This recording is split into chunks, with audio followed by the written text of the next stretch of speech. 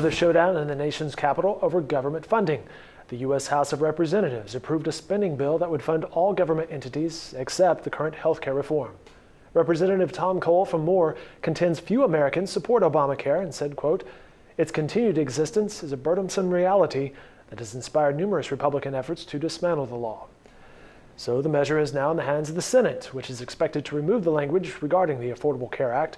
The federal government's fiscal year ends on September 30th. Here with more info on this is our man in Washington, Chris Castile, joining us today via Skype. Chris, how are you? I'm fine, Dave. How are you? I'm doing well. Thank you for your time. Let's dig into this. How is the president responding to the measure?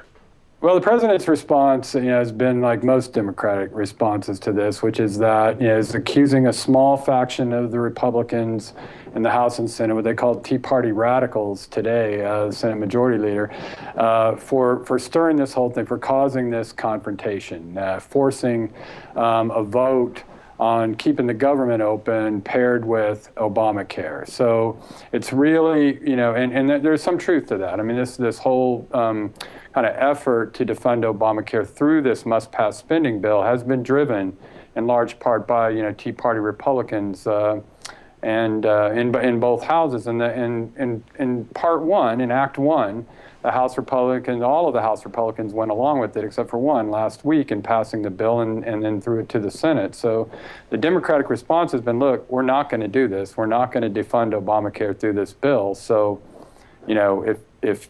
if that's what you guys stick to, then the government's going to shut down. So Chris, what's expected to happen with this bill now? Well, you're going to have about a week. We got a week to go, as you said, September 30th, a week from today.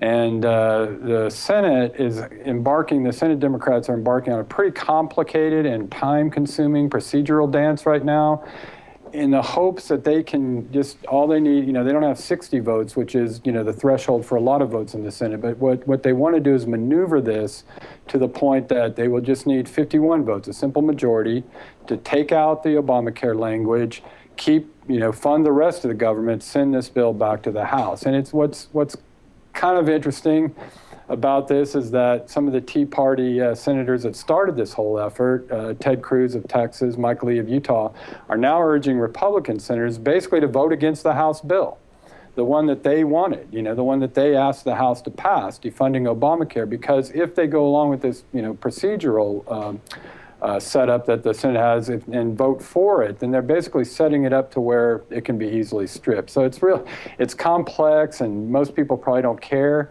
And, we'll find out in a few days exactly what happens and what the House does when they get the bill back. That's our Chris Castile joining us today from Washington via Skype. Chris, thanks for the knowledge and time as always. Hey, you're welcome, Dave. More coverage from Chris can be found in the Oklahoman and on our website right here at newsok.com.